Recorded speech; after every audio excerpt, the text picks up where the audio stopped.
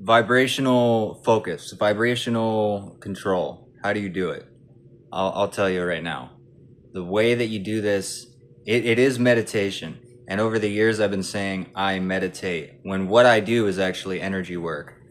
And meditation is just a component of that work. So meditation is focus, right?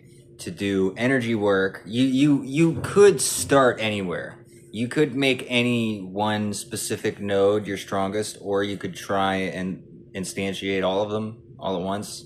Each chakra. There's one in the back of the head. There's one in the front of the head. There's one right here. There's one right here. There's one right here. You go down, down, down. Those are your majors, right? And you have one up here too. But this one is kind of like a bell. You want to be you want to ring it from the point of control, and then basically soak up the reverberation. And when you're vibrating the body, most of the time, that's what it is. It is a sustained reverberation of vibrations that you are putting in. It's much like how you would tune a resonant drum, right, in a tube, and you're tapping the end of the tube and you're waiting for the frequency to, or you're waiting for the wave to come back, hit it again at the exact right moment. That is essentially my process of energy work. That is essentially what chakra work is. In doing this, you will kind of open the door to all of the nuance of life. You start energizing this, you're probably going to have manic episodes. You are probably going to have past life regressions that you think are dreams. You are going to have crazy dreams. You are going to all kinds of stuff. All kinds of stuff. You're going to start with this very simple thing, and it's going to explode into all kinds of other stuff until you reach a firmament. You know, we all exist in spheres, densities, if you will, and each of those has a firmament. When you are reaching a point where even chakra work is becoming difficult to use to produce results, that means you are at a wall. And in order to squeeze through this wall, you need a very, very, very specific set of circumstances, which just means that you need to tune yourself very, very specifically to punch through it. And then you've punched through and you're good. I mean, you need to integrate. And then that's the other thing. So unwavering focus. That's the number one tool. If you're going to do this, what you're doing is because when I started meditating in this life, my main problem was focus. I'd close my eyes and my eyes would twitch like this. And what I had to learn to do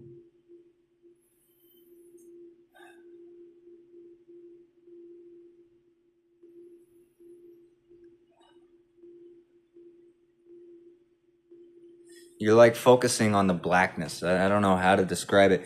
What the sign that it worked, the thing that you need to use in order to pinpoint the exact result you're trying to get, is that your eyelids relax a little bit and your eyesight focuses on the stuff you're seeing behind your eyes. You don't want it to focus completely, as in you're over focusing and trying to make out detail. You want it to focus, and that's it. In this, you need to keep your mind clear. That's the unwavering focus part. You use your unwavering focus to reset this space, get it clear, and then the first thing you're doing is you are literally thinking a vibration. You can think spatially, you could think visually if you want, but it needs to be something that instantiates vibration. And the higher the frequency, the better. Because it's just coherence. What it does is it entrains your body to go into these basically there's states of vibration across the system which have higher and higher similarity. The risk of that is that you get to a point where your body is so coherent that in theory, your entire atomic structure would just fucking break apart. And you would turn into a huge ray of light and evaporate, basically. So there is a limit. But It's like this. Here's 0%, no coherence. Here's 90% coherence. And here's 100% coherence, way the fuck up there. And you want to be in the 80-90. That's where you want to be. And you can create that 80-90 by having control of these chakras and being able to feel them and being able to understand what their states are. And also not listening to other people when they tell you how your chakras work, because this is a very, very new field. We don't have words for all of this stuff. People are exploring and then assigning meaning to things that aren't agreed upon. So don't buddy up. Don't do that. I don't want to be like that guy who's like, fucking figure it out yourself. But you need to. You have to. If you don't, you will pay the price, I promise. There's way too much going on. You're either going to sequester yourself to a way of thinking that eventually will fucking fail you because it's your own way of thinking and it's not a broad language, not broad enough to actually take into other contexts. Or you would end up just isolated with your own fucking, just completely isolated by yourself, your own way of looking at it, your own special way of making it work. There is a proper set of paths. It starts from a simple place, and to do all of the different nuance, there are different branches of action. Yoga goes into all of this. Yoga doesn't really go into the science of higher physics of what chakras can do, but that's not really what it's for. What it's for is to give you access to them, because you don't even have access to them until you master yoga, until you go through all of these stages of enlightenment. Why? Because you'll never, ever believe it. You cannot just convince your body to believe something that it has no evidence for. The paths of yoga are you going through the world, touching, getting your hands on everything, seeing everything, hearing from everybody, going into every field, and eventually seeing how it all goes back to God. How it's all ruled by unity, how it's all driven forward by the same thing, and also how decoherence makes it possible. Because without an adversary, none of this is ever, it's not possible, it's just not. There's no force taking it down so that it can actually break apart and then consolidate again. If we didn't have an adversary, if we didn't have, what do you call it? Entropy. Least entropy. You know, and that's why when you hit these high states of coherence, you're going to feel at home. And that is something you need to understand is not a good thing. Yeah, it's good. It's like, yeah, you're at home. Great. That's healing for your body. Great. But what it's going to do is it's going to call you. It's going to go, this is who you are. This is your true self. You are the I am. You are the one. And then you're going to fly off into it.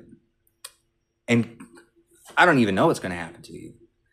But whatever it is, it's not going to be, you're not going to become God. You're going to become probably nothing after hitting coherence, because that's what coherence is. It is the absolute base state of perfection. The very fucking bottom. That's where coherence goes if you keep pushing it. That's why you need order, and you need stages, and you need expression, you need activity, you need to keep driving, you need to keep planning, you need to keep putting another story at the end of your own story. This is all important because anybody who hears this who's just like, oh, I'm a regular guy, they're going, you're fucking nuts, man. You're fucking nuts. You're trying to drive me insane. Reality is I'm trying to prevent you from going insane 1,000,000 years from now, 1,000 years from now, 100 years from now, whether it's in your next life or it's in this life. And another thing I'll throw in here is the technique for remembering your past lives has almost nothing to do with God or the Logos. And I've had to learn that. Everybody is going to have to learn that. Yeah, sure, the Logos can help you. The Logos can help you. But if you don't have like a schematic that's got like a name for yourself in it, and the different stages of your existence and the things that are meaningful, If you don't have something that you can take with you after you die, something that you can pack down, then you won't have it when you come back, and you will be blank. Forgetting isn't just being robbed of everything. I remembered my past lives when I was little. I just couldn't make sense of it because I was a kid. And like, yeah, you do forget, but you don't get robbed of everything you know. No, but if you don't have a system, an identity, an ego that transcends this world, then you will not have anything to inherit in other worlds or in other lives. And in order to create that inheritance, you need to do energy work. You just do. You can start here. What I'm doing right now is like I take a breath, focus, and I feel these like kind of pulses. I used to do it visually, and then I was thinking vibration, thinking the frequency and the amplitude, and now there's something more powerful about this like underlying feeling. And I don't know how to describe the feeling, and I think that's just something that people got to figure out on their own for now. But you can always just use that simple tool of thought. Think of a vibration, whatever. For me, it bounces. It bounces around the head, comes from the center here, bounces, comes back, bounces, comes back, bounces. And the reverberation and the resonance of continuing to pulse, eventually I start to vibrate. Do it for a while, eventually it bleeds in here.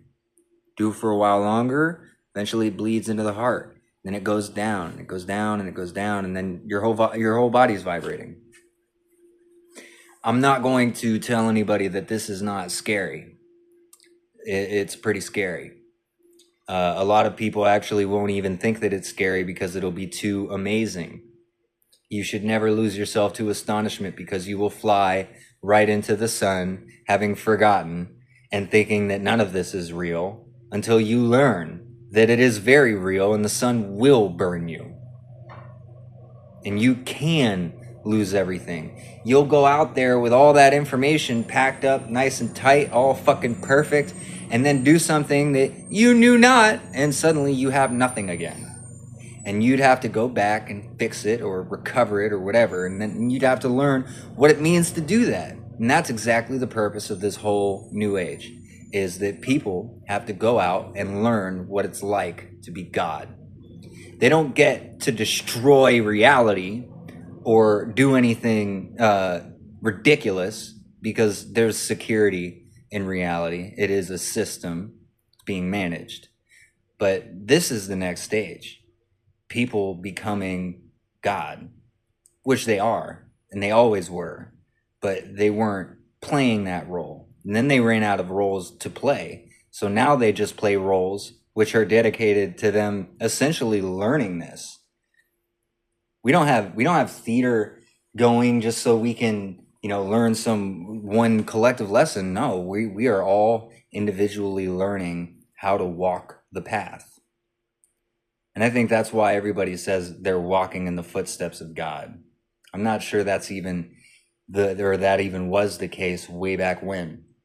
Pretty sure everybody had lives that were very systemic, and then one day, whatever needed to be produced by the system had been produced, and there would be this sort of adornment of life by God and the people, and then book over. On to the next reality. All of you guys would get shut off, packed back into the source, fucking not forgotten about, but basically resolved to your simplest possible state, and then pushed forward into the next one and into the next one. So now, after all this time, because you've done it so many times and you don't even remember, you actually have to do basically what you thought you'd never do, what nobody ever thought they'd do. I never heard anybody, aside from the most ambitious of men, say that they wanted to be God or be like God. not for people who understand that he might actually exist and might actually feel pain. And it's all waiting. It's all waiting for you out there. It's not just the good, it's the bad, it's the ugly. It's a lot of beautiful shit too. A lot of stuff that you could never conceive of until you actually witness it. So do energy work. It's fucking good for you. It's good for your life. It's good for your everyday life. It's good for your mind, and it's good for your future. It's good for your soul.